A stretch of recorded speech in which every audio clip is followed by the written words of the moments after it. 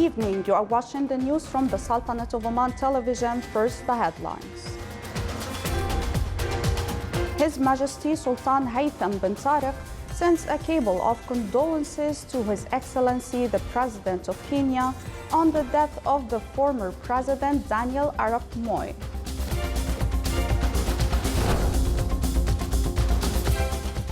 Turkey's president threatens to use force against Syrian government forces if they don't pull back to an earlier ceasefire line in northern Syria.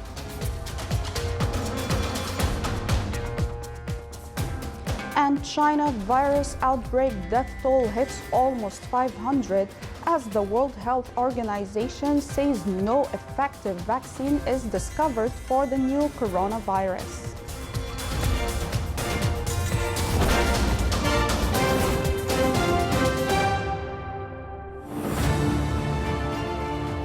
أقسم بالله العظيم أن أحترم النظام الأساسي للدولة والقوانين وأن أرعى مصالح المواطنين وحرياتهم رعاية كاملة وأن أحافظ على استقلال الوطن وسلامة أراضيه.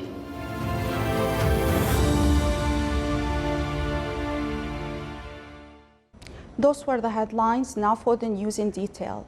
His Majesty Sultan Haytham bin Tariq sent a cable of condolences to His Excellency President Uhuru Kenyatta of Kenya on the death of former Kenyan President Daniel Arap Moi.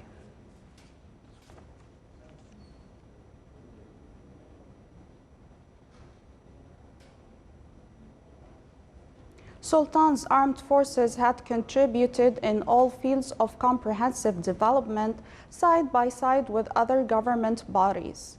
This contribution comes to achieve security and establish a convenient climate for development and modernization march. The Sultan's armed forces has participated in training a number of civilian cadres in the pillars of navigation and telecommunications. It also has contributed in the pavement of some roads in mountainous and desert areas and in transporting citizens and their needs of commodities, water and building materials from and to areas that are hard to reach by normal transport means. It has participated in search and rescue operations during natural disasters and assisting affected ships. Sultan's armed forces has utilized its material and human capabilities to deal with the adverse weather conditions which may take place in the Sultanate and repair damages aftermath. فيا أبناء عمان الطاهرة في كل مكان، يا جنودها البواسل في كل ميدان، استعدوا بارك الله فيكم لمواصلة المسيرة بكل عزم وإصرار وقوة ومضاء، فعمان بحاجة إلى المزيد من البذل والعطاء والتضحية والفداء والعمل الجاد المثمر البناء. Within the blessed Renaissance, the crafts industries gained a special attention by His Majesty the late Sultan Qaboos. May Allah rest his soul in peace. His Majesty saw the craft industries as a civilizational and historical heritage that will play a great role during the days of the blessed Renaissance in terms of the development of this sector. The crafts are considered a great part of the Omani cultural and social identity with an economic value to the country. It's worth mentioning that the government exerted great efforts to train the craftsmen and women as to preserve this national heritage as well as pass the knowledge of crafts to the next generation. Another important step was taken in 2003 with the issuance of the royal decree to establish the Public Authority for Craft Industries as to put the plans and programs regarding crafts field as well as document the different types of handicrafts in the Sultanate. Meanwhile, to stress on its keenness towards the craftsmen, the Sultanate celebrates on the 3rd of March each year the Omani Crafts Day. The Omani Crafts Day comes to shed light on the efforts exerted by the Public Authority for Crafts Industries to preserve handicraft industries and support craftsmen to establish their own projects.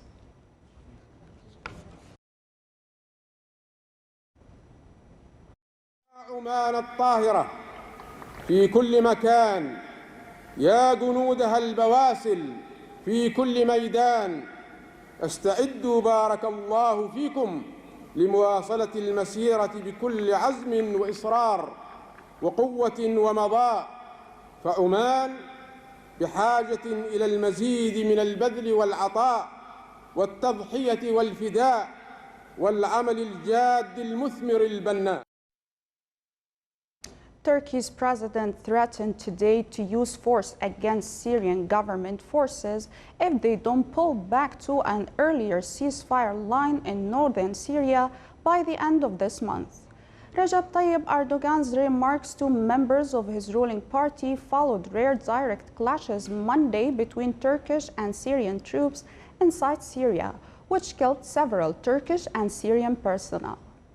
Syrian forces have been advancing deeper into the northwestern province of Idlib, the country's last rebel stronghold.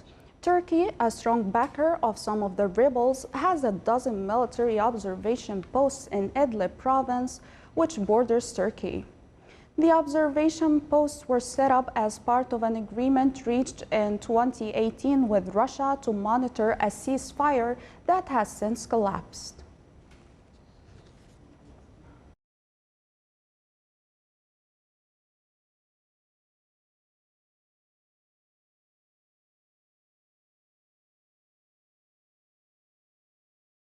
Flash floods and heavy rains in New Zealand's South Island have left several hundred tourists stranded for days and forced many residents to evacuate their homes today.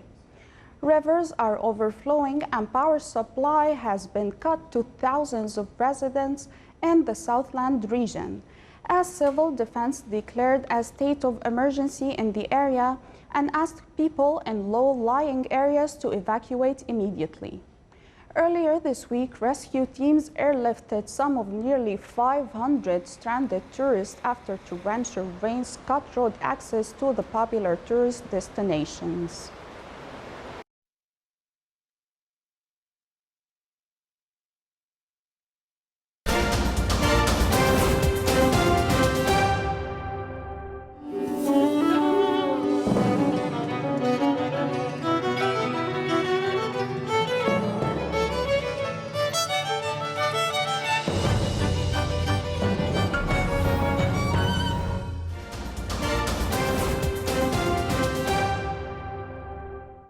Welcome back to the news from the Sultanate of Oman television.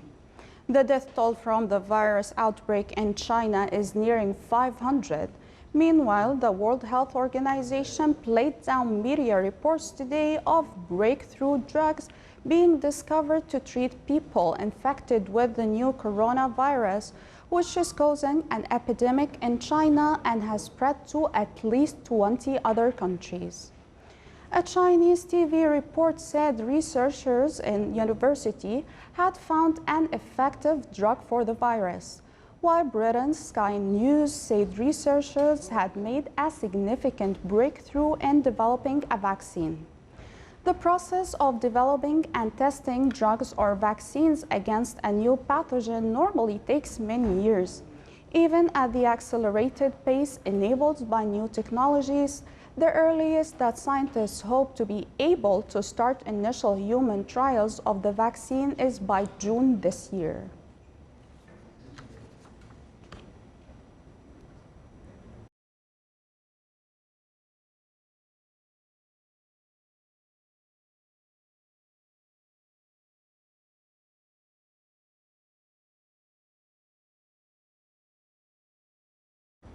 To review the latest updates of the novel coronavirus in the Sultanate, we have with us in the studios Dr. Saif bin Salim Al-Abri, Director General of Disease Surveillance and Control at the Ministry of Health. Dr. Saif Al-Abri, welcome to our studios and thanks for joining us today. Thank you. Dr. Saif, we have a few questions for you. Could you kindly brief us on the coronavirus and its symptoms? Coronavirus is a big family of viruses that causes disease in humans, ranging from as mild as common cold to as severe acute respiratory syndrome like SARS, or Middle East respiratory syndrome coronavirus. And also this is the third one, which is the novel 2019 coronavirus that right now, as we know, that it can cause fever, cough, and lower respiratory tract infection, which is lung infections. And in severe cases, it can cause lung failure, severe respiratory illness, kidney failure, and also death. Okay. Doctor, we want to know, are there any confirmed cases of the coronavirus in the Sultanate so far? We don't have any confirmed case of coronavirus so far, but we are in full alert at present. And what are the prevention measures that people could take to reduce the risk of acquiring the virus? First of all, the virus right now is mainly in China mainland, and so most of the cases now, although the disease has spread to more than 25 countries around the world, but almost all of them have travel history to China. And even when there is local transmission within those countries, it's mainly linked to people going to China or coming back from China. At present in Oman we don't have cases, although we do have suspicion in some cases and they are under investigation, but we didn't confirm any single case yet. So most of the thing is that it's mainly preventative. So if there's going to be any case, most likely it's going to be imported from somewhere where the disease is endemic, which is most likely right now is China. Maybe in the coming few days it might be other countries which may get endemic with the virus. So we do advise people that if they travel to China, when they come back, we would like them to make the self-declaration. Now we have self-declaration at all points of entry in the Sultanate. So we do advise people to fill in the self-declaration, and in case they have been to China in the last 14 days prior to the arrival to the country, to identify themselves to the public health authorities in the ports of entry, especially, for example, the airports. And then the right procedure will be done. But also we do advise people to protect themselves from respiratory viruses. For example, by covering their mouth and nose when coughing by either the elbow or a tissue, and then washing their hands with soap and water, or by using the hand sanitizers. And if someone is sick, and also to avoid mixing with sick people with severe respiratory illnesses. And in case they become sick with severe, for example, cough and fever and difficulty in breathing, then to seek advice to one of the health facilities and avoid going to work or to mixing with other people. Okay. Doctor, you mentioned you have some suspected cases. So what is the process of dealing with these kind of cases? Like, do you have a special test to detect the virus? Yes, we do. So in case, for example, someone presents with fever and cough, and we have a case definition of whom should be a suspect case of the new coronavirus, the novel 2019 novel coronavirus. Then if they are symptomatic and they need admission to a hospital, so they get admitted to a hospital. The main thing is really to take care of these patients, and although there's no vaccine or treatment right now, but they will receive the right supportive treatment for the whatever infection is there. So whether we prove novel coronavirus or not, we do have now the test available in our central public health lab. So the main thing is really to look after the patient himself, but at the same time to prevent any spread of the infection to other people, whether it's the staff of the hospitals or the healthcare facilities or their close contacts, whether it's in the community or their family members. So it's mainly initiating the infection prevention and control measures in all health institutions, and also in case there's a suspect case in any of the ports of entry to the country, we have a full process, a framework of how to respond to such cases, where the best thing is to look after the sick patients, but at the same time do our best to minimize the spread of the infection to the community as well. All right, thank you so much, Dr. Saif, for joining us today.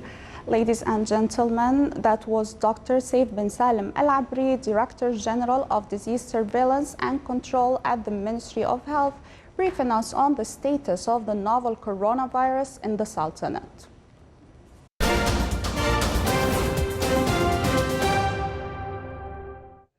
The Sultanate's Wilaya's needs of services and development projects, which were forwarded by the municipality's affairs committees that contributed in uplifting the level of providing services for the citizens, top discussions at the Municipal Council meeting in the Governorate of Dhofar. The Council reviewed recommendations of municipality affairs in the Wilaya of Salalah related to providing basic services at residential areas in Sahal Nout and extending it to North Al-Uqaydain. The Council also discussed the recommendations of Municipality Affairs in the Wilaya of Mirbat, which was forwarded to the Council to expand and develop fishing port in the Wilaya. The meeting was chaired by His Excellency Dr. Ahmed bin Muhsin Al-Ghassani, Chairman of the Municipality of Dhofar, Chairman of the Council. Discussing schemes of barns at Jabal al-Akhdar area topped at the second meeting of the Municipal Council in the Governorate of Dakhiliya. The Council discussed topics of adding third and fourth lanes to Al-Rusail Bidbid Road, in addition to discuss the study of a number of issues provided by the citizens to the Municipal Affairs Committee and the Governorate that related to various services and development aspects of the Wilaya. The meeting was chaired by His Excellency Sheikh Dr. Khalifa bin Hamad al-Saadi, Governor of Al-Dakhiliya.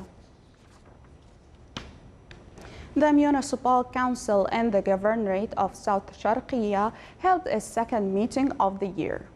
The meeting discussed approving a number of planning schemes and aspects related to enhancing municipal work in the Governorate and discussing about the waste dumping areas and challenges it faced in order to find solutions for them.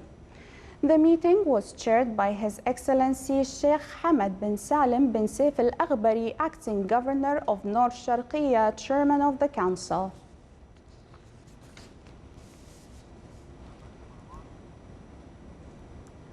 The total value of government treasury bills issue number 509 amounted to around 14 million Omani Riyals. The maturity day for them is 91 days starting from today, Wednesday, till the 6th of May. A statement issued by Central Bank of Oman pointed out that the average accepted price was 99 Riyals and 553 Bayza, while the least accepted price amounted to 99 Riyals and 550 Bayza for every 100 Omani Riyals. The average discount price amounted to 1.8% and the average returns reached 1.9%.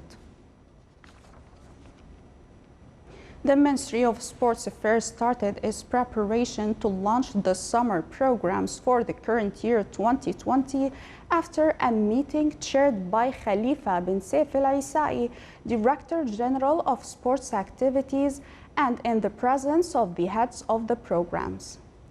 The programs aims to employ the free time of youth during the summer period by practicing their various hobbies in sports institutions and bodies and cultivating their talents and capabilities, as well as introducing them to their culture and history.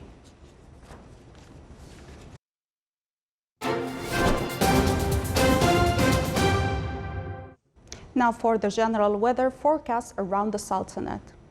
Clear skies will prevail over most of the governorates with chances of low clouds and fog late at night and early morning over the governorates of Dahira, Buraimi, South Sharqiya and Wusta. Winds will be north to northeasterly light to moderate. Seas will be slight with a maximum wave height of 1.25 meters.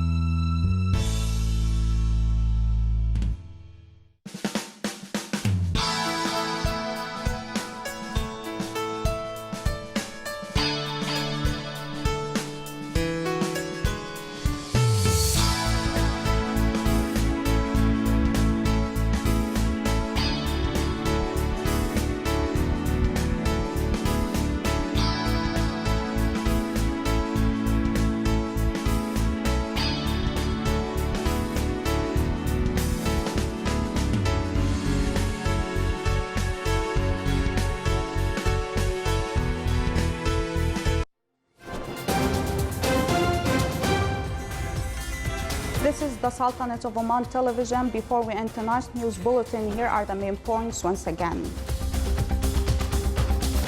His Majesty Sultan Haytham bin Tariq sends a cable of condolences to His Excellency the President of Kenya on the death of its former President Daniel Arap Moi. Turkey's president threatens to use force against Syrian government forces if they don't pull back to an earlier ceasefire line in northern Syria.